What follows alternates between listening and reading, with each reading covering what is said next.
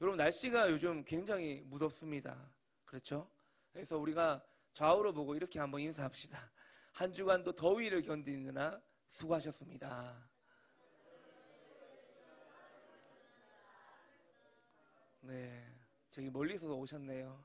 예, 방학이라서 진주 계실 줄 알았는데 또 오늘 오셨고, 또 경주에서 오셨는데, 요즘 날씨가 엄청 덥습니다. 그죠? 엄청 덥습니다. 그래서 여러분 항상 건강에 유념하시고, 저희 집 같은 경우에 이제 그 전날에 이제 찌개 끓였는데 아침에 되니까 상하더라고요. 그 정도로 날씨가 굉장히 덥습니다. 그래서 드시는 음식도 항상 조심하시고 그렇게 좀 하시면 좋을 것 같습니다. 네, 지난 월요일부터 온도가 날마다 계속 올라가는 것 같아요. 오늘 날 온도는 제가 보지 않았는데 월요일 날 온도가 낮 최고 온도가 35도인가 그랬어요. 근데 뭐 하루에 1도씩 올라가는 것 같아요. 어떤 날은 0.6도 오르고 어떤 날은 1.7도 오르고 이렇게 올라가지고 어제 여러분 양산 온도가 몇 도였는지 아십니까? 39도였습니다. 어제. 네, 39도였습니다. 어제 뉴스에 경산이 제일 덥다 하면서 경산 온도가 39도 찍었거든요. 여기 39도더라고요. 와, 저 어제 그것도 모르고 39도인지도 모르고 애들 데리고 걸어서 볼링 치러 가겠다고. 그래서 볼링 이제 걸어가면 된다. 여기 조금만 걸어가면 되는데 뭘 차를 타고 가느냐 이랬는데, 어제 차 타고 가기 잘했지. 걸어갔었으면 엄청난 원성을 들을 뻔했습니다. 예. 요즘요, 낮에 조금만 움직여도요, 얼마나 땀이 나는지 몰라요. 제가 최근에 지난주에 교회에 가까운데 요 바로 앞에 있거든요. 제 목양실에서 앞에 보면은 그 옷수선이라고 적어 놓은 데가 있어요. 그래서 제가 양복이 좀 터져가지고 수리한다고 요 바로 앞에 횡단보도만 건너면 됩니다. 200m밖에 안 돼요. 그래서 제가 낮에 횡단보도 건너가지고 이제 옷수선하러 갔는데 그 횡단보도 30초 그 2분 기다려야 되거든요. 여기 동네에 2분 기다리는데 그 얼마나 그 더운지, 얼마나 그 시간이 긴지 몰라요. 그 2분 걸어서 이제 옷 수선하는 데 가서 옷 수선하고 돌아왔는데 옷이 흠뻑 젖었어요. 네, 날씨가 너무 더워가지고 그 땡볕에 좀 지혜롭게 그늘로 피하면 되는데 곧 바뀔 거라고 생각하고 기다리고 있다. 얼마나 땀이 흘렀는지 몰라요. 요즘 날씨가 너무 덥습니다. 너무 더워요. 주중에 이제 오늘 권사님하고 대화를 하니까요, 그 권사님은 너무 더워서 하루에 샤워를 4번이나 했대요. 그 정도로 요즘 날씨가 너무 더워요, 여러분. 전무후무한 더위인 것 같습니다. 그래서 여러분, 이 더운 날씨 가운데 건강 잘 챙기시기 바랍니다. 에어컨 아끼지 마시고, 여러분, 이때 하나님이 예비하신 줄로 믿고, 여러분 지금 에어컨 아끼지 마시고 트십시오. 뭐 전기세는 좀 내야 되지만, 여러분 내겠지만, 그렇지만 여러분 건강이 중요합니다. 그렇죠? 그래서 건강을 좀 잘 챙기시기 바랍니다. 제가 이제 교회에서 예배하면서 저희가 이제 매일마다 예배가 일어나잖아요. 뭐 월요일은 제가 오는 날도 있고 오지 않는 날도 있고, 그렇게 이제 우리 교회 안에 화요일부터 이제 주일까지 끊임없이 예배가 막 일어나고 있는데, 제가 최근에 느낀 게 뭐냐면 몇 주 전부터 하나님께서 매 예배 때마다 새롭게 우리를 인도해 주시고 은혜를 주시는 것 같은 그런 느낌이 계속 들어요. 예배가 계속적으로 어떻게 새로운 어떤 정말 생기가 있는, 그 우리가 말로는 생기야 부르오라 선포하는데 정말 생기가 일어나는 그런 예배가 막 세워지는 느낌이 들어요. 어제도 토요 예배팀 메인 인도자들 2명 빠졌는데 청년들이 모여가지고 그날 밤에, 그 전날 밤에 교회에서 잠자고 우리 청소년들이 또 여기 앉아가지고 기타도 치고 또 신디도 치고 베이스 치고 이렇게 또 토요 예배가 또 돌아가요. 프리스타일 워십이 돌아가더라고요. 처음에는 약간 이 박자 합이 안 맞아갖고 이거 잘 되겠나 싶었는데 가면 갈수록 예배가 잘 되더라고요. 믿습니까? 그런 예배가 또 드려지는 거예요. 그래서 이런 모습들을 볼 때 굉장히 저한테는 또 감명이 되고, 우리 하나님께서 이 예배를 더 원하시는구나. 우리가 원하는 예배지만, 우리가 원해서 예배를 드리지만, 우리가 드리는 이 예배를 하나님이 더 원하시는구나. 그게 정말 많이 느껴졌어요. 정말 많이 느껴졌습니다. 지난 금요일날 박한별 선교사님 오셔서 말씀을 전해주셨습니다. 근데 여러분, 이 박한별 선교사님은요, 원래 기도의 집에 대한 어떤 스피릿이 있는 분이 아니었어요. 이분이 4년 전에 제가 만났을 때 이분이 모로코에서 사역을 하셨는데, 그 모로코 사역에서 이분이 주 선교 방식이 뭐냐면은 비즈니스 선교였어요. 비즈니스 선교. 그 한국에 들어오시기 전에 어떤 사역을 했냐면은 모로코에서 웨딩샵을 했어요. 웨딩샵. 웨딩 플래너가 돼서 한국의 좋은 드레스들 가지고 와가지고 결혼식하고 웨딩 플래너가 돼서 결혼을 기획해주고, 그래서 그게 잘 됐습니다. 잘 돼서 직원들도 꽤 있고 건물도 있고 잘 됐어요. 근데 코로나가 빵 터지면서 모든 게 스톱되고 못 들어갔잖아요. 못 들어가면서 그 사업이 정리가 돼버렸습니다. 정리가 되고 본인이 예전에 있었던 우리 기도의 집에서 하나님, 이제 우리가 할 수 있는 게 아무것도 없습니다. 어떻게 해야 됩니까? 근데 하나님께서 다시금 우리를 북아프리카로 모로코로 돌아가게 하신다면 하나님, 제가 이제 거기서 예배자가 되겠습니다. 선교의 목적은 예배하는 것인데 내가 예배의 재단을 세우겠습니다. 그 도전을 받았었어요. 그 전 교회에 있을 때. 그래서 이분이 그 불을 받고 다시금 모로코로 들어가게 되셨는데, 그 모로코에서 기도의 집이 일어나게 되는 겁니다. 그 간증을 해주신 거예요. 여러분, 그 모로코에 여러분 99.99%가 이슬람입니다. 거기는 십자가 못 꽂아요. 국가에서 인정해주는 교회가 없어요. 그런 환경에서 아름아름 모여가지고 국제교회를 설립하고 아름아름 모여서 한인교회가 세워져 있거든요. 그런 공동체에 속해서 만나게 돼서 거기서 그 교회가, 여러분, 그 교회들이, 거기서 만난 교회들이 막 우리처럼 막 기도의 집 하는 이런 교회도 아니에요. 그냥 교회예요. 전통적인 예배 드리고. 한인교회는 더 그렇고. 그런 교회에 가가지고 예배하고 싶다라고 해서 예배의 허락을 받고 예배를 풀어놓기 시작하니까 뜻을 같이 하는 사람이 생겨나게 되고, 그래서 한 달에 한 번 금요일날 10시간 예배를 드린다고 하잖아요. 10시간 예배를. 뭐 대단한 장비가 있는 것도 아니에요. 키보드 한 대. 제가 보니까 그 모델이 야마하 MX 모델이던데 굉장히 옛날 모델이에요. 그런 모델 가지고 피아노 치면서 신디 치면서 기도하고 예배하는 것. 뭐 회중이 많은 것도 아니에요. 그런데 오는 사람들마다 잠깐만 들여다보고 가겠다는 사람들이 2시간 앉아있고 3시간 앉아있고, 그렇게 기도와 예배가 진행이 되고 있고, 그리고 그분들이 우연히 방문한 그 도시에 갔는데 기도의 집을 만나게 되고, 이스탄불에 있는 기도의 집, 바젤 기도의 집, 그런 이야기를 하셨잖아요. 굉장히 저희한테는 고무적인 겁니다. 그런 것이. 그 한 사람이 기도의 집에 대한 DNA를 받아서 모로코 들어가게 되니까 그 땅에 기도의 집이 일어나게 되는 거예요. 네. 여러분, 하나님 나라는요, 사람을 통해 일하시는 거예요. 돈이 아닙니다. 건물이 아니에요. 여러분, 아프리카의 수많은 교회들이, 한국 교회가 교회 지어졌습니다. 동남아의 수많은 지역에 한국 교회가 교회 지어졌어요. 근데 그 교회가 지금 운영되고 있습니까? 아니에요. 100개 중에 99개는요 축사로 운영됩니다. 마구간이 됐어요. 근데 여러분, 하나님의 사람을 세운 교회들은요, 하나님 나라의 제자들을 일으킨 교회들은 그 교회가 이제 세워지고 있어요. 박한별 선교사님이 그런 분이잖아요. 그 한 사람이 기도의 집에 대한 DNA를 이식받고 기도의 집을 꿈꾸니까 그 땅에서 기도의 집을 만나게 되고 기도의 집을 세우게 되고, 하나님이 그렇게 연결시켜 주는 거예요. 본인이 의도해갖고 갔겠습니까? 바젤 기도의 집. 자기도 가보니까 기도의 집이었다는 거예요. 이스탄불에도 가보니까 기도의 집이었다는 거예요. 왜? 하나님께서 기도의 집에 대한 눈을 열어주기 시작하니까 기도의 집이 세워지는 것입니다. 앞으로 여러분, 우리 박한별 선교사님 이 메시지를 못 들으신 분들 계시겠지만, 제가 이제 편집을 해서 1시간 반짜리를 다시 올렸습니다. 다시 올렸는데 여러분 한번 보시고 좋아요 꼭 눌러주시고 그리고 그분의 그 기도에, 본인이 기도의 집 하게 됐던 그 동기, 저는 그분을 처음부터 봤거든요. 처음부터 만났는데 전혀 그런 분이 아닌데, 이분이 올라와서 메시지를 전하는데, 이분은 김수건 목사님이 완전 새 사람이 됐다 이렇게 말씀했지만 저는 이분이 새로운 사람이 됐어요.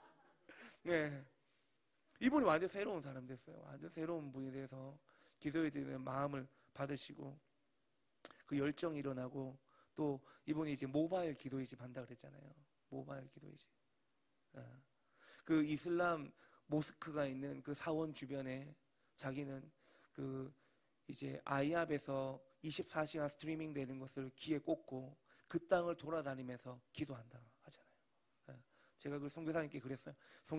선교사님의 제자 10명만 만들어가지고 10명에서 그 버즈 꽂고 스트리밍 서비스 들으면서 땅 밟기 하라고. 여리고성을 밟은 것처럼 그 무슬림 사원을 돌아라고. 10명에서 돌면 하나님 무너뜨리신다. 새 일을 행하신다. 제가 그렇게 말씀드렸거든요. 그리고 앞으로 이제 우리하고 이제 협력을 하시게 될 것 같아요. 앞으로. 그래서 어떤 방법이 될지 모르겠지만 거기서 이제 그 나일워치를 한다든지 뭐 우리가 나일워치를 한다면 이 시간이 맞추니까 이제 그렇게 해서 우리가 또 앞으로 연합하고 함께 동력하는 그런 일들이 일어나게 될 것 같다라는 그런 기대감을 좀 많이 가졌습니다. 그리고 또 거기에 대한 여러 가지 이야기들을 그 선교사님하고 좀 많이 이야기 나눴는데 이번에 평창에 오신다고 하시더라고요. 데이비 텐트에 오시는데 우리가 그때 또 교제하고 또 그렇게 할 수 있길 원합니다. 자, 여러분, 우리 교회가 이 주중에 좀 뭔가 바뀐 게 있습니다. 뭐가 바뀐 것 같습니까? 뭔가 바뀐 것 같지 않습니까? 카메라가 이제 추가가 됐습니다. 여러분 보십시오. 얘는 기존에 있던 애입니다. 기존에 원래 뒤에 있던 애고 지금 뒤에 저희가 메인 카메라로 쓰는 것이 이번에 이제 여러분들께서 힘써주신 맥주감사 헌금으로 카메라를 저희가 한 대 더 추가를 했습니다. 훨씬 좋은 애가 돌았어요. 얘보다도 그레이드가 훨씬 높은 애가 돌아가지고 지금 영상이 굉장히 퀄리티 있게 약간 유튜브 할 수 있는 더 잘할 수 있는 그런 퀄리티의 이제 카메라가 돌았습니다. 그래서 주중에 이게 카메라가 이제 한 대 추가되면서 2대로 운용이 되면서 여러분이 금요 집회든지 뭐 기도의 집 영상을 보시면 알겠지만 구도가 많이 바뀌었습니다. 구도가 이 카메라로 잡았다가 또 옆에 있는 카메라 한번 잡아줄래요? 옆에 있는 카메라 한번 잡아주십시오. 그래서 이제 구도가 이제 바뀝니다. 이제 구도가 바뀌어 이렇게. 저를 잡아주세요. 저 옆모습 자신 있거든요. 그래서 저 옆모습을 좀 당겨주세요. 그래서 이렇게 이제 좀 당겨서 이제 이렇게 이제 구도를 바꿉니다. 그래서 이제 다양하게 이제 구도를 돌려가면서 그렇게 이제 예배를 너무 당기지 말고 그 자신 있는 것도 어느 정도 거리가 유지가 돼야 되는 거예요. 너무 당기면 전환해 주시고요. 그러면서 이제 방송 퀄리티가 좋아졌다. 그거를 말씀드립니다. 그래요.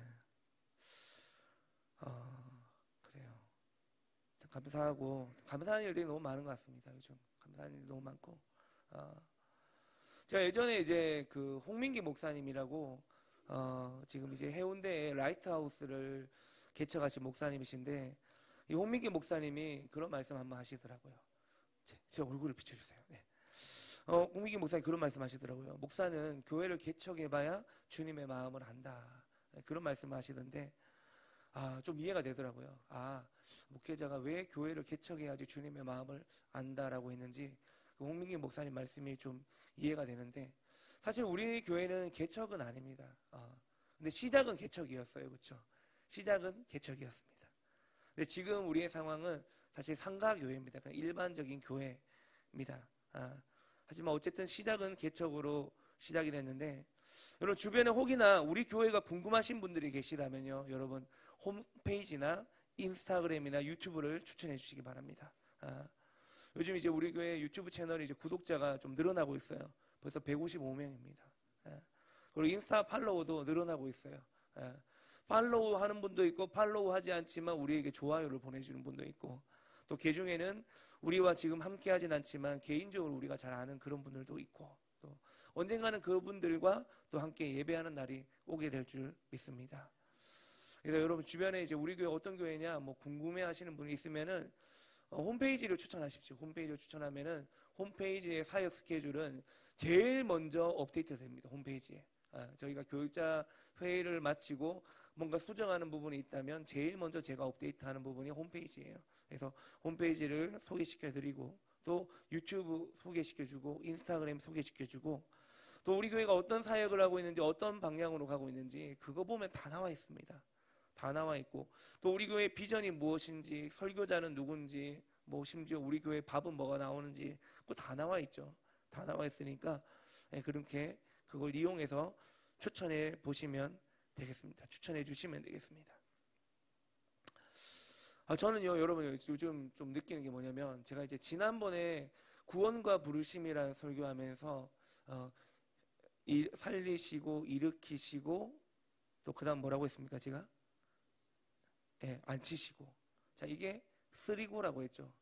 살리시고 일으키시고 앉히시고, 이게 쓰리고라고 했습니다. 근데 제 사역의 쓰리고는 뭐냐면은 이겁니다. 재밌고 즐겁고 감사하고. 따라해 보겠습니다. 재밌고 즐겁고 감사하고. 이게 제 사역의 쓰리고입니다. 저는 너무 재밌어요. 사역이 너무 재밌고 교회가 너무 즐겁고 모든 것이 감사하고, 하루도 이 쓰리고를 잊지 않습니다. 오늘도 쓰리고가 뭐였지, 뭐가 즐거웠지, 뭐가 재밌었지, 뭐가 감사했지. 그래서 밤에 잘 때마다 이 쓰리고를 생각해요. 요즘 그래, 나의 쓰리고는 재밌고 즐겁고 감사하고. 그래서 이 세 가지를 생각해 봅니다. 제가 요즘 일기를 잘 못 쓰는데 일기를 쓸 때는, 또 일기를 요즘 쓰지 못하니까 밤에 자기 전에 생각해요. 오늘 쓰리고가 뭐였지, 그래 이게 재밌었지, 볼링 치는데 넘어졌지, 재밌었다. 애들하고 너무 환호하면서 즐겁게 보냈지, 즐거웠고, 그리고 함께 할 수 있는 공동체가 있어서 너무 감사하고, 그걸 딱 생각하고 이제 잠을 듭니다. 저 너무 감사해요. 너무 감사하고 너무 즐겁고 그렇습니다. 우리가 지난번에는 이제 구원과 부르심에 대해서 함께 살펴봤는데, 여러분이 대개 이제 구원이라는 주제를 다룰 때요, 대부분이 개인의 구원으로 적용을 합니다. 그래서 우리가 흔히 질문하는 게 뭐냐면, 당신 구원 받았습니까? 구원 받았어요? 언제 받았어요? 구원에 확신이 있습니까? 이런 질문 하잖아요. 우리가 이렇게 물어보잖아요. 그래서 이 구원이라는 주제를 우리는 개인의 구원에 많이 이렇게 제한을 뒀어요. 그러나 여러분, 우리가 하나님의 구원의 은혜를 경험하게 되면요, 그것은 나 개인의 구원으로 끝나는 것이 아니라는 것을 우리는 알게 돼요. 구원은요, 개인의 구원을 넘어서 공동체의 연합과 공동체의 구원으로 확장되어진다는 것을 우리가 깨닫게 됩니다. 자, 이것을 집으로 비유하면요, 여러분 집을 짓는데 설계도가 필요하잖아요. 그렇죠? 마찬가지입니다. 여러분 집을 짓기 위해서는 먼저 설계도가 있어야 돼요. 그 설계도가 있어야지 그 설계도 따라 집을 짓게 돼요. 우리가 처음에 교회 우리 인테리어 할 때 조금 어려웠던 점이 뭐냐면, 설계도가 없었어요. 이미 구배가 다 돼 있고 만들어져 있다 보니까 목수한테 이거 이렇게 헐어주고 저거 이렇게 해주고 그냥 그렇게만 전달만 했어요. 그래서 우리가 생각하는 만큼만 모양이 잘 나오지 않았지만 어쨌든 하나님께서 이끄시니까 이렇게 모양이 나왔는데, 여러분 우리가 아무것도 없는 상태에 집을 짓는다고 하면 우리에게 필요한 건 설계도예요. 설계도가 있어야 집을 짓게 됩니다. 설계도가 있어야 건축업자한테 넘겨주고 이대로 지어주세요 라고 말할 수 있어요. 설계도대로 짓지 않으면 나중에 감리받고 불합격하면 무너뜨려야 돼요. 설계도가 굉장히 중요합니다. 설계도대로 건물을 지어야 돼요. 그렇게 건물이 지어지게 되면 그 건물에 나 혼자 살게 됩니까? 그렇지 않죠. 여러분, 이 건물이라는 집을 짓게 되면요, 그 집에 나 혼자 사는 것이 아니라 내가 사랑하는 누군가와 함께 살기 위해 건물을 짓는 거예요. 사랑하는 가족들과 함께 살기 위해 집을 짓는 거예요. 여러분, 이것은 개인의 집도 마찬가지고 교회도 마찬가지예요. 여러분, 집을 짓는 행위를 우리가 구원에 비교를 해보면 아주 쉽게 설명이 되는데, 우리는 이 성경이라고 하는 하나님의 구원 설계도를 따라 예수 그리스도로 말미암아 구원의 집을 짓게 됩니다. 믿습니까? 맞죠? 우리는 성경에 나와 있는 말씀을 믿었기 때문에 그 말씀이 내 안에 이식이 되면서 깨닫게 되는 거예요. 예수님이 나의 구원자구나. 예수님이 나를 구원하기 위해 십자가에 돌아가셨구나. 이게 믿어지는 거예요. 그게 믿어지면 그때부터 우리는 구원받은 성도가 됩니다. 그러나 구원받은 이후에는 이제 구원받은 백성들과 함께 공동체 속에서 존재하는 것을 배우게 돼요. 그래서 구원 이후에 공동체 생활을 하게 됩니다. 자, 이것을 가리켜 우리는 그리스도 안에서 하나님 나라라고 불리는 새로운 질서 가운데 들어간다고 말을 합니다. 조금 이해가 됩니까? 자, 여러분, 우리가 구원받은 이후에는 우리는 구원받은 이대로 우리가, 여러분, 예수님 믿으면 구원받습니다. 맞습니까? 구원받고 난 다음에 바로 우리가 천국 갑니까? 아니에요, 여러분. 구원받고 난 다음에 죽으면 바로 천국 갑니다. 근데 우리는 구원받고 난 다음에 죽지 않고 교회 생활을 하잖아요. 공동체 생활을 하잖아요. 그렇죠? 그래서 우리가 구원받기 이전과 구원받은 이후는 완전히 다른 세계입니다. 완전히 다른 새로운 세계가 세워지는 거예요. 새로운 세계, 신세계가 우리 앞에 세워지는 거예요. 신세계가 보여지는 겁니다. 지난주에 저희 딸 주희가 생일이 다가와가지고 제가 이제 가족들과 함께 센텀에 있는 신세계 백화점에 다녀왔어요. 예, 신세계 백화점. 예, 뭐 백화점 가서 뭐 좋은 거 사준 게 아니고 거기 1층에 가면 뭐가 있습니까? 찜질방이 있어요. 그 백화점에 으리으리한 찜질방이 있습니다. 뭐 어차피 목욕은 가야 되니까 목욕비가 9,000원 하잖아요. 그 조금만 더 내면 이제 찜질방가 있으니까 그 찜질방 갔다 왔어요. 그 찜질방 가서 6시간 있었습니다. 10시 반에 가고 4시 20분에 나왔어요. 그 찜질방에 가고 6시간 동안 제가 이제 때 빼고 광내고 하니까 오늘 화면에 자신이 있는 거예요. 그러니까 측면도 잡아도 된다는 거예요. 여러분, 찜질방 가면 뭐 하겠습니까? 찜질하는 거예요. 찜질하는 거. 그날 온도가 35도였습니다. 엄청 더워요. 너무 더운데 돈 내고 60도짜리 찜방에 들어갔어요. 저희 애들 데리고, 저는 막 그렇게 막 좋아하진 않거든요. 근데 아이들이 원하기 때문에 또 생일이니까 갔어요. 갔는데 그 60도짜리 찜방에 문을 열었는데 바깥에 더운 공기보다 더 뜨거운 게 막 오는 거예요. 내가 돈 내고 여기 왜 왔지? 예. 밖에도 뜨거운데 그 60도짜리 그 뜨거운 열기가 막 밀려오는데 숨을 못 쉬겠어요. 찜방에 들어가. 근데 저희 가족들은요, 그게 다 좋다고요. 60도짜리를 넘어서 70도짜리, 77도짜리 이런데 막 찜방에 막 들어가가지고 나오는 거예요. 그래서 제가 그랬어요. 지옥 체험이라고. 제가. 나한테 가자고 하지 마라. 나는 여기에 만족한다. 나는 안 들어간다. 나는 어차피 지옥에 안 들어갈 거기 때문에 나는 거기 안 들어갈 거야. 그래서 저는 더 이상 들어가지 않았어요. 막 끌고 가요. 막 저를 막 아버지 여기 좋다고. 좋긴 뭐가 좋아요. 77도 적혔는데. 그래서 저는 안 들어갔어요. 그리고 이제 찜방 체험하고 6시간을 보내고 난 다음에 이제 백화점을 이제 지나가요. 이게 제가 이제 코스를 잘못 짜가지고 1층에 이제 그 백화점 가보신 분 아시죠? 그 1층 가면 뭐가 있습니까? 그 명품관이 있어요. 명품관이 1층에. 그 명품관 지나가야 되거든요. 예전에 수영로교회 이규현 목사님이 그러시더라고요. 그 자기는 본인은 그 백화점 1층에 들어서면은 너무 거룩하고 지성소 같은 분이라서 함부로 범접할 수 없대요. 함부로 범접할 수 없는 곳이래요. 여러분 그 신세계 1층의 명품관 그 함부로 문 열면 안 돼요. 거기 들어가면 함부로 들어가면 안 돼. 뭐 샤넬이든 뭐 구찌든 이런데 문 열면 안 돼. 왜냐면 거기는 신발 가격이 이 땅의 가격이 아니에요.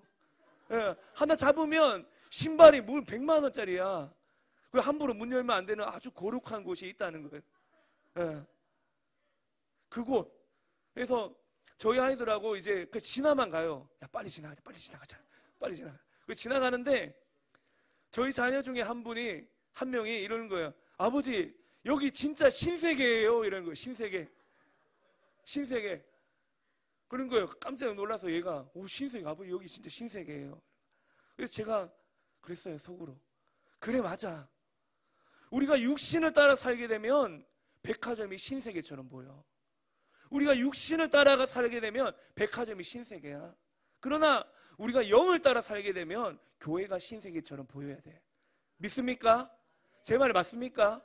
여러분 우리가 영을 따라 살게 되면 교회가 신세계처럼 보여야 돼요. 하나님이 일으키시고 새롭게 운행하시고 일하시고 하나님이 신세계와 같이 교회를 세우시는 것 그게 보여져야 되는 거예요. 여러분 하나님께서는요 우리 믿는 공동체를 신세계로 만들었어요.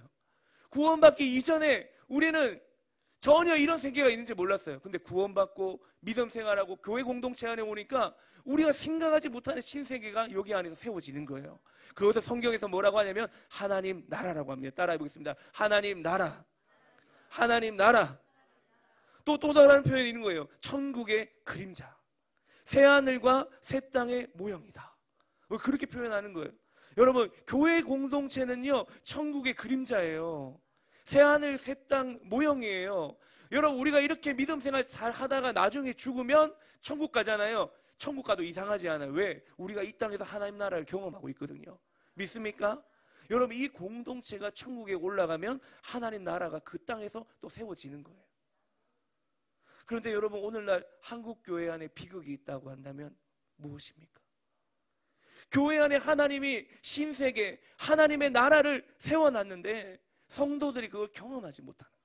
교회에 들어와도 교회 안에 하나님 나라를 경험하지 못하는 거예요. 구원받은 성도들끼리 모여서 천국을 이루라고 했는데 너희 안에 임한 하나님의 나라, 하나님의 나라는 여기 있다 저기 있다, 너희 안에 있다. 너희 안에 있는 너희가 너희끼리 모이면 하나님 나라가 이루어져야 되는데 그 나라를 경험하지 못하는 거예요. 그 나라 안에 사랑이 있어야 되는데 사랑이 없어요. 용서가 있어야 되는데 용서가 없어요. 화해가 있어야 되는데 화해도 없고 아름다운 천국 그림자가 없는 거예요. 천국의 모형을 경험하지 못하는 것, 이것이 바로 현대 교회의 비극입니다. 많은 사람들이 교회를 습관적으로 의무적으로 다녀요. 이유가 어떠하든지 간에 여러분, 우리는 교회 안에서 하나님 나라를 경험해야 돼요. 작은 하나님의 나라, 우리가 다 할 수는 없어요. 하나님의 나라가 엄청나게 크기 때문에. 그러나 여러분, 우리는 작게 모이면 작게 모이는데 크게 모이면 크게 모이는데, 우리가 모이는 곳에, 그것이 주방이든 예배자든 섬기는 곳이든 봉사든 교사의 자리든 어느 자리에 서든지 간에 우리는 하나님의 나라를 경험해야 됩니다. 여러분, 교회를 다녀도 하나님 나라를 경험하지 못하면요, 하나님 나라 체험이 없으면요 의미가 없는 거예요. 예수님을 믿는 사람들끼리 만나서 뜨거운 사랑을 경험해야 돼요. 그리고 용서와 평화를 경험해야 돼요.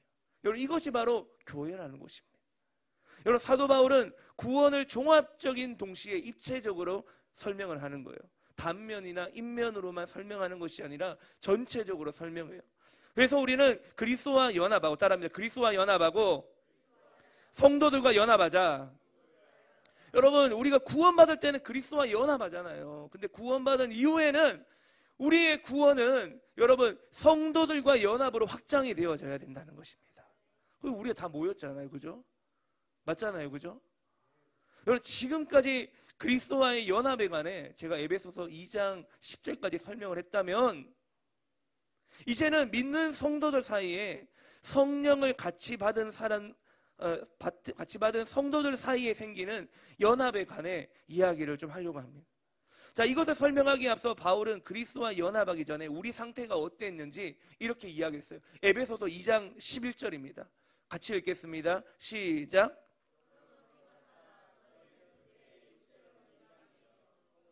육체에 행한 할례를 받은 무리라 칭하는 자들로부터 할례를 받지 않은 무리라 칭함을 받은 자들이라. 아멘. 자, 2장 11절에서 바울이 뭐라고 하냐면은 그러므로 생각하라라는 거예요. 생각하라. 자, 이게 무슨 말인가? 제가 이 바울이 에베소 교회 에베소서에 생각이라는 단어를 몇 번 썼는지 찾아보니까 2번 썼더라고요. 똑같은 단어를. 근데 의미는 달라요. 그리고 바울이, 자, 그런데 이 생각하고라고 말하는 게 어떤 의미냐면요, 옛날에 우리 광고 카피 중에서 이런 게 있었잖아요. 생각 좀 해. 뭐 이런 게 있었어요. 광고가. 생각 좀 해. 개그였는지 뭐 그런 게 있었는데, 생각하라는 거예요. 생각하라. 바울이 지금 에베소 교회 보고 생각하라는 거예요. 그러므로 생각하라. 생각하라. 왜요? 왜 생각하라고 할까요? 생각을 하면요 기억이 난다는 거예요. 그러니까 네가 구원받기 이전을 잘 생각해봐라는 거예요. 오늘 에베소서 2장 11절은 그러므로 생각해라. 너 과거를 잘 기억해봐. 너 어떤 존재였어? 너 누구였어? 근데 너 지금은 어떤 존재야? 이 말이에요. 과거를 돌이켜보라는 거예요. 왜? 이 구원의 현재는 과거에서부터 비롯되었기 때문이에요. 바울이 과거를 기억할 것을 강조하며 우리가 구원받지 못했던 그 상태를 다시 말하는 이유는 쉽게 말하면 이거예요. 올챙이 시절을 잊지 말라는 거예요. 올챙이 시절. 여러분, 사람들은요 올챙이 시절을 곧잘 잊어버려요. 금방 잊어버립니다. 이 망각의 은혜가 얼마나 강력하게 오는지, 기름 부음 임파테이션 따로 안 받아도 뭐 그냥 망각이에요. 다 잊어버려요. 과거에 하나님 주셨던 은혜들 다 잊어버려요. 너무 쉽게 잊어버려요. 또 구원받고 나면 처음부터요 자기가 원래 구원받은 사람인 줄 알아요. 내가 원래 의인이라서 구원받은 줄 알아요. 천만에요. 여러분, 잊지 마세요. 여러분, 원래 우리는요 죄인이었어요. 형편없는 죄인이었습니다. 에베소서 2장 1절에 허물과 죄로 죽었다고 하잖아요. 태어날 때부터 진노의 자녀들이었어요. 우리는 이미 사형 선고를 받았던 사람이었다는 사실을 잊어서는 안 돼요. 절대 잊어서는 안 돼요. 그랬던 우리가 구원을 받은 겁니다. 그랬던 우리가. 여러분, 구원도 마찬가지고, 제가 설교 준비하다가 문득 떠오른 생각이 뭐냐면요, 우리는 개척 초기의 마인드 잊어서는 안 돼요. 저도 그렇고. 여러분, 우리는 불과 몇 달 안 되었습니다. 불과 몇 달. 우리는 교회가 기도의 집이 되는 이 부르심 가운데 정렬되어진 공동체예요.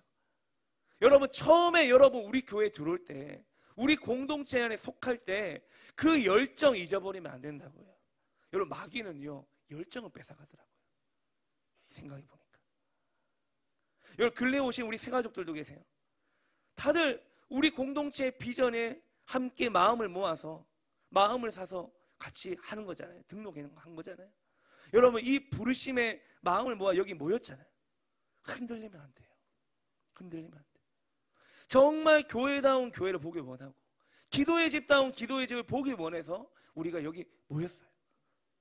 오베데돔에게 법궤가 던져진 것처럼 우리한테 이 법궤가 던져졌어요. 기도의 집이라는 법궤가 던져졌어요.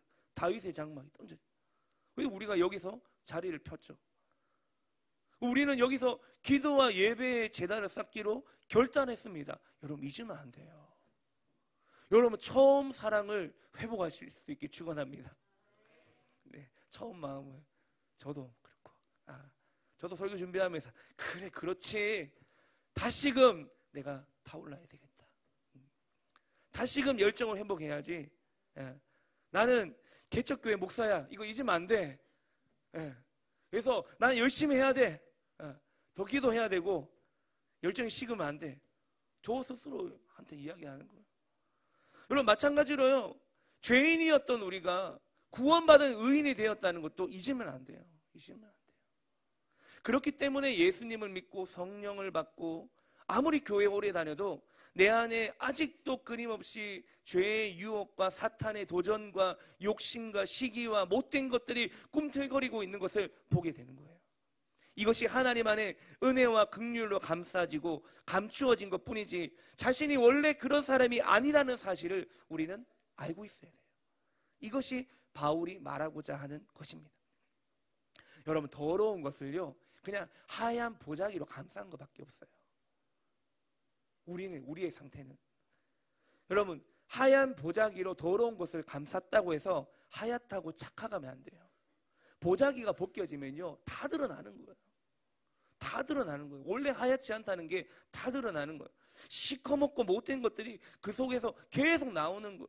우리가 그리스도의 긍휼로 옷 입은 덕분에 그 은혜로 살고 있는 것이지 본질 자체가 의롭지 않다는 사실을 우리가 잊으면 안 된다는 거예요.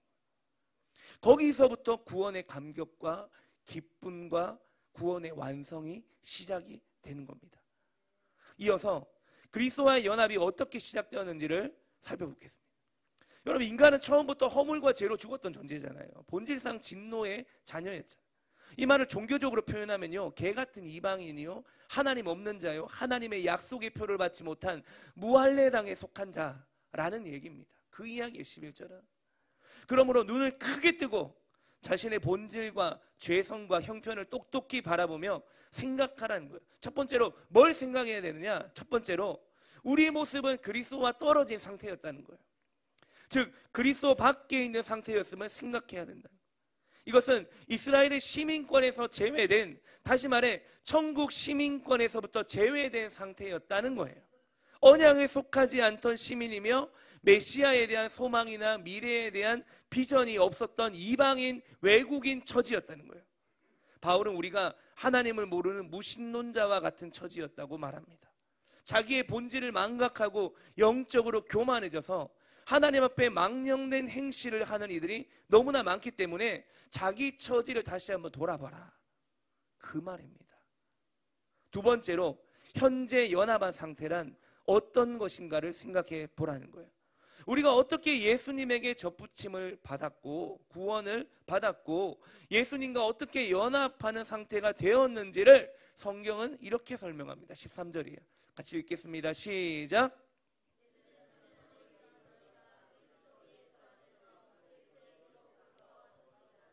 자, 여러분, 우리의 연합은요, 누구 안에서 이루어졌습니까? 예수님 안에서 이루어진 거예요. 예수님 안에서.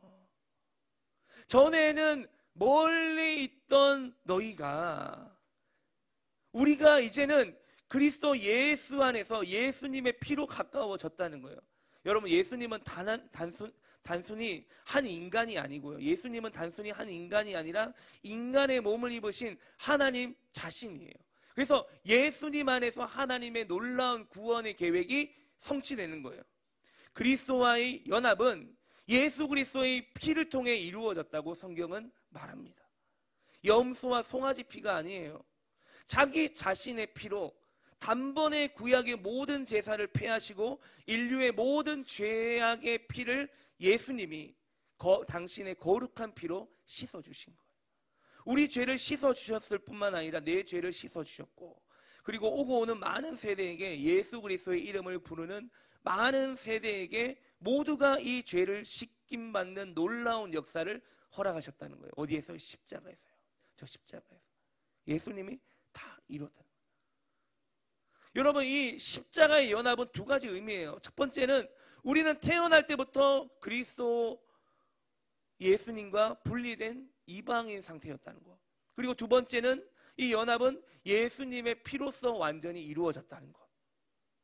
자, 그렇다면 연합된 사람들은 어떤 모습으로 나타날까? 자, 바울이 이것에 대해서 14절에서 이렇게 말합니다. 자, 그럼 연합된 자는 어떤 모습으로 나타나느냐? 자, 14절입니다. 같이 읽을게요. 시작.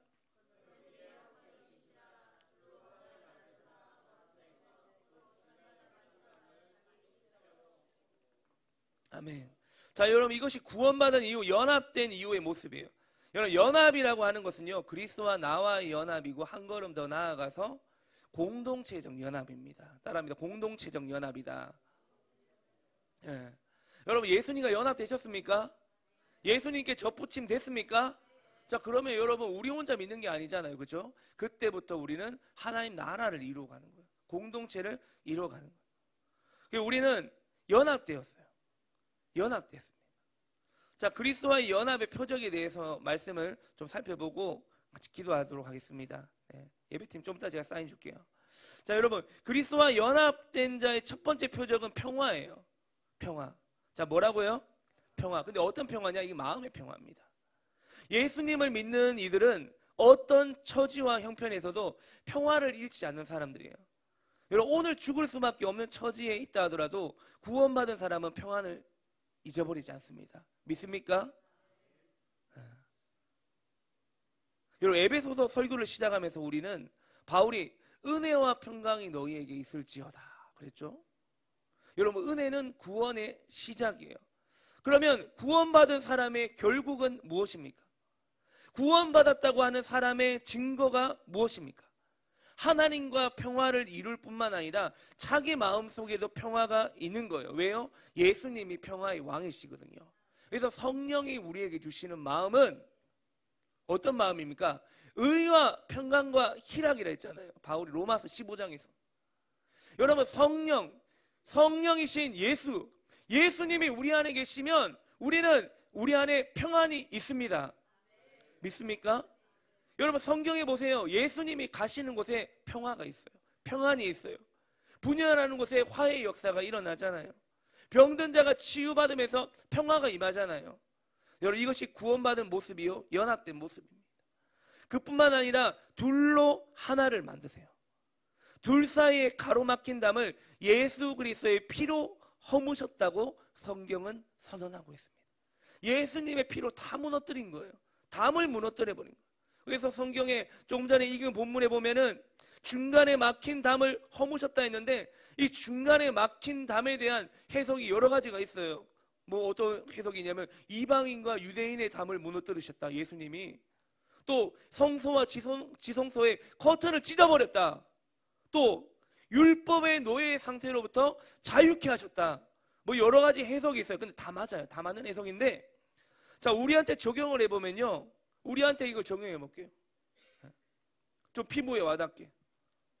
여러분, 예수님이 중간에 막힌 담을 허무셨는데 이것을 우리한테 적용해 보면요, 여러분, 지금 우리나라는요, 지금 극단의 삶을 살고 있어요. 양극단입니다. 대표적으로 뭐예요? 우리나라는 분단 국가잖아요. 지금 원래 하나인데 나눠졌어요. 북한과 남한으로. 얼마 전에 북한에서 망명한 리일규 전 쿠바 주재 북한 대사관의 인터뷰를 본 적이 있습니다. 여러분 보셨습니까? 작년 11월에 망명했는데 이번에 기사화가 돼서 나왔어요. 이분이 망명했거든요. 쿠바에서. 쿠바 대사관으로 있다가 북한 대사관으로 있다가 망명했는데, 이분이 인터뷰 중에 이런 말을 해요. 뭐라고 하냐면은, 북한 주민들이 남한 사람보다 더 통일을 갈망하고 있대요. 북한 주민들이 남한 사람보다 더 통일을 갈망한대요. 제가 이유를 들어봤어요. 내용을 쭉 보니까는 뭐냐면요, 내 때는 그래도 이 김정은이 때문에 힘들지만 내 자녀들은 이렇게 살게 하면 안 된다. 지금 북한에는요, 김정은에 대한 권위가 땅에 추락했어요. 그래서 지금 얼마 전에 홍수 나니까 보트 타고 막 다니는 거예요. 김정은의 권위가 땅에 추락해버렸어요. 북한 주민들은요, 이미 우리나라가 잘 사는지 다 알고 있대요. 자기들끼리 우리나라 드라마를 USB에 담아가지고 돌려보니까 한국이 이렇게 잘 사는지 다 알고 있대요. 북한 주민들은 뭐냐면은, 내 때는 이렇게 고난당해도 내 자녀들은 남한하고 연합해서 남한에 가가지고 잘 살아야 된다. 그래서 빨리 통일이 돼야 된다. 그러니까 북한 사람들이 그렇게 통일을 갈망하고 있다는 거예요. 이 대사관도 이렇게 이야기하고요. 탈북자들 인터뷰도 제가 보니까 다 똑같이 이야기해요. 여러분, 우리나라에 통일을 원하는 사람들 있습니까? 이 자리에 통일을 원하는 자들 있어요? 있죠. 왜 없어요? 있지. 저 통일을 원하거든요. 근데 제가 그 인터뷰를 보니까 북한 주민만큼은 아닌 것 같아요. 그래서 제가 좀 부끄러워요. 북한 주민들은 우리나라 사람들보다 더 통일을 갈망하고 염원하는 거예요. 여러분, 우리나라는 정치적, 경제적, 환경적 여러 가지로 극도로 혼란한 가운데 양극단의 지금 삶을 살고 있어요. 여러분, 우리나라만 보더라도 남과 북이 그렇게 목마르게 통일을 원하면서도 한 핏줄, 한 몸이라, 한 민족이라 말하면서도 서로 만나지 못하는 극단, 양극화 현상이 현실 속에 일어나고 있어요. 그리고 만나야 되는데 또 만나지 못하고 또 서로 으르렁거리고 싸우고 있어요. 여러분, 이런 양극화가 세상에 어디 있겠습니까? 이런 원수가 어디 있으며 이런 미움이 어디 있겠어요? 또 제일 사랑해야 될 부부가 서로 미워하기 시작하면요, 서로 형편없이 미워합니다. 그죠? 제가 설립 예배하는 날에 우리 교회에 격려사해 주신 목사님이 계세요. 그 연재로교회 김희성 목사님 오셔서 그 목사님하고 제가 이것저것 대화를 했어요. 목사님한테. 목사님하고 이야기를 하니까 목사님이 그러시더라고요. 이렇게 이야기해요. 교회가 싸우기 시작하면 세상보다 더 추하다 이러더라고요. 진짜 그 말이 진리더라고요. 또 뿐만 아니라 우리나라 안에는 부자와 가난한 자 사이, 배운 자와 못 배운 자 사이 등 모든 것이 양극화되고 있어요.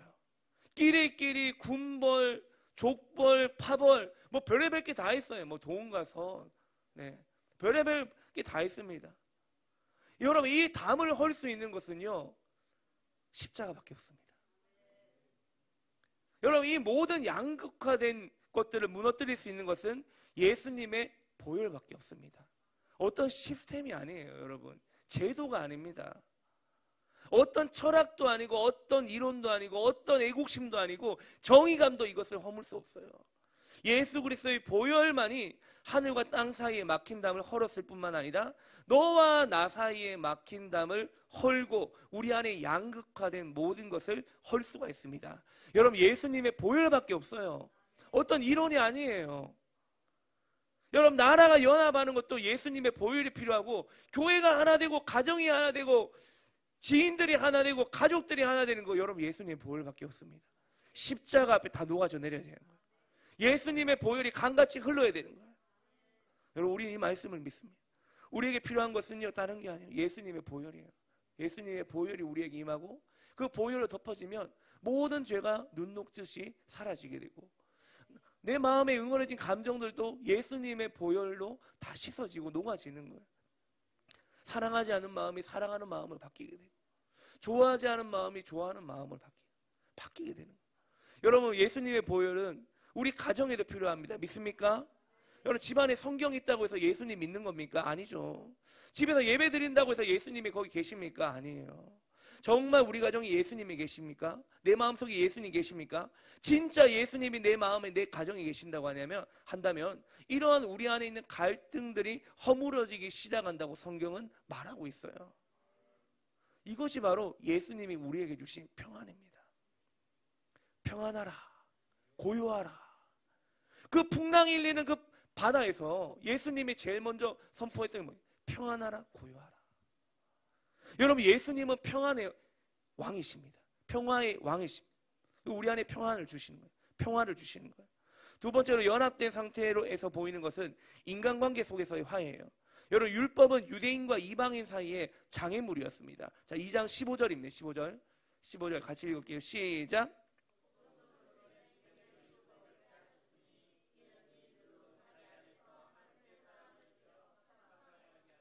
여러분, 원래 유대인과 이방인 사이의 장애물이 뭐냐? 율법이었습니다.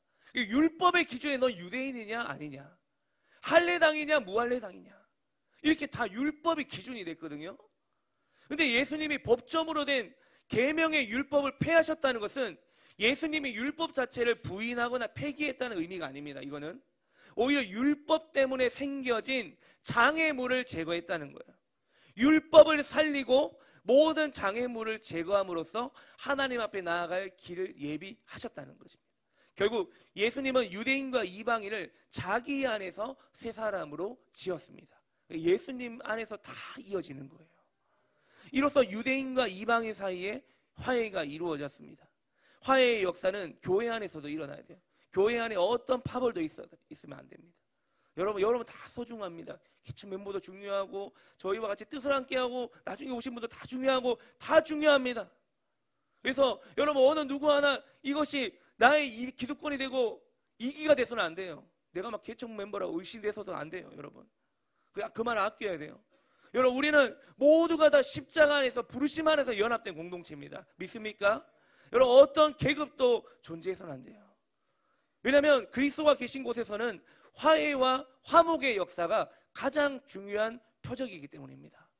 그래서 우리 안에 예수님이 살아 움직이시고 예수님이 우리와 거니시고 함께 하신다면 우리 안에는 화해가 일어나고 화목이 일어나고 평안이 임해야 되고 기쁨이 일어나야 될 줄로 믿습니다.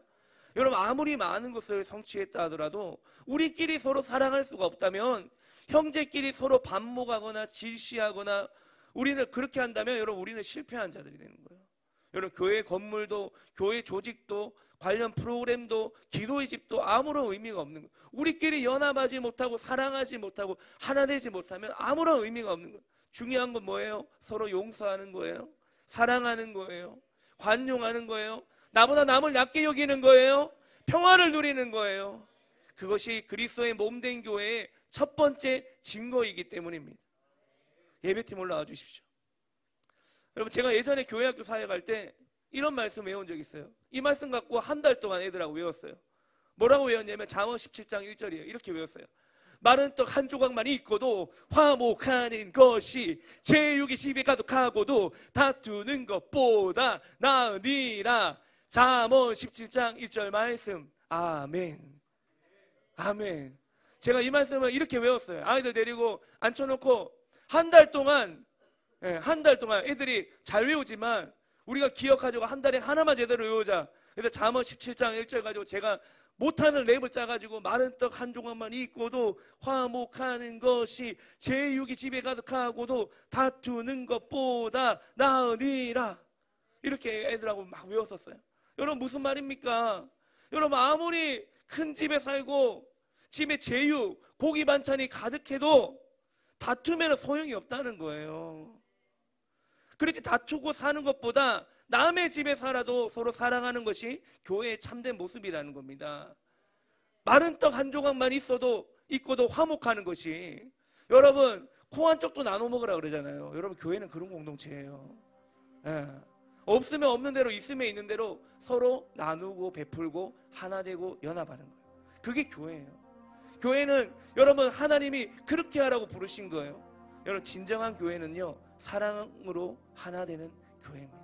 사랑으로 하나 되는 거예요. 적게 먹고 적게 써도 서로 화목할 수 있는 교회가 복된 교회예요. 그래서 오늘 설교 제목이 사랑으로 하나 되는 교회입니다. 여러분, 으리으리한 건물 지어놓고 늘 싸우면 뭐 하겠습니까? 거기 예수님 안 계신데 뭐가 의미가 있겠습니까? 여러분, 우리의 시간에 함께 찬양하고 기도하면 좋겠는데, 이 찬양 가사에 보면 이런 가사가 있어요. 마지막에 보면요, 사랑의 불꽃이 활짝 피어나 날마다 사랑에 빠지는 교회, 이런 가사가 있어요. 얼마나 제 마음에 이 가사가 팍 새겨진지 몰라요. 사랑의 불꽃이 활짝 피어나 날마다 사랑에 빠지는 교회. 여러분, 우리는 날마다 사랑에 빠져야 될 줄 믿습니다. 예수님과 날마다 사랑에 빠지고, 또 우리가 모일 때마다 우리 교제 가운데 기도의 집 예배팀이든 교사 모임이든 셀 모임이든 주방 모임이든 무슨 모임이든 간에 재직 모임이든 무슨 모임이든 간에 우리가 모이면 사랑의 꽃이 피어나게 될 줄 믿습니다. 여러분, 같이 함께 일어나서 우리 이 찬양 같이 부르고 기도하겠습니다.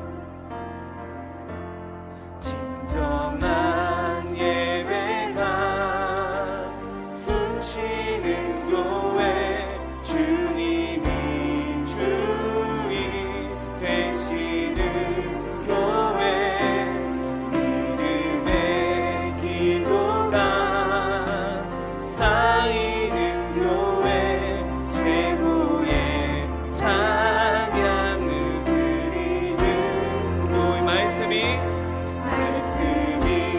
살아 움직이는 교회, 성도의 사랑이 넘치는 교회, 섬김과 헌신이 기쁨이 되어 열매 맺는 아름다운 교회. 다시 한번 진정한 예배가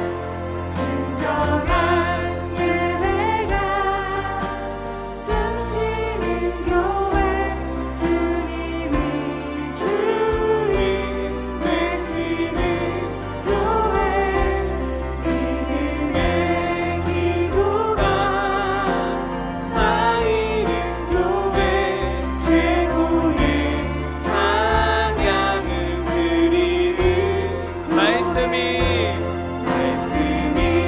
살아 움직이는 교회, 성도의 사랑이 넘치는 교회, 섬김과 헌신이 기쁨이 되어 열매 맺는 아름다운 교회, 주님의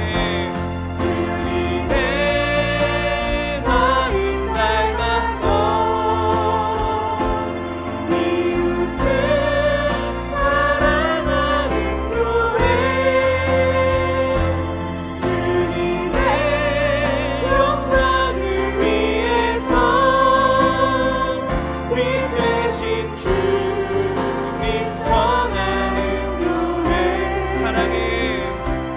사랑의 불꽃이 활짝 피어나 날마다 사랑에 빠지는 교회, 주께서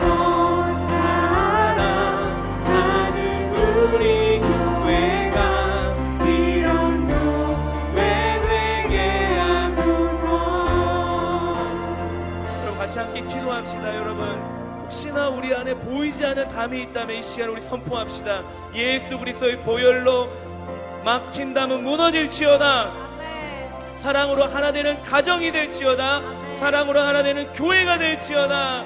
하나님 아버지, 우리가 우리의 부르심을 권고히 하며 이 땅에 임한 하나님의 나라를 건설하는 교회로 세워지게 하여 주십시오. 무엇보다도 예수님 안에 있는 그 평화와 평안과 화해의 역사, 사랑의 역사, 하나님의 역사가 우리 공동체 가운데 세워지게 하여 주십시오. 하나님, 우리 공동체는 나의 뜻이 이루어지는 것이 아니라 하나님의 뜻이 이루어지는 교회로 세워질지어다. 나는 없고 오직 예수님만 드러나는 교회가 될지어다. 여러분, 이 시간에 두 손 들고 하나님 아버지, 우리 안에 모든 막힌다면 예수 그리스도 이름 무너지며 연합되며 사랑으로 하나 되는 교회가 되게 주시옵소서. 다 함께 주여 한번 외치고 기도하겠습니다. 주여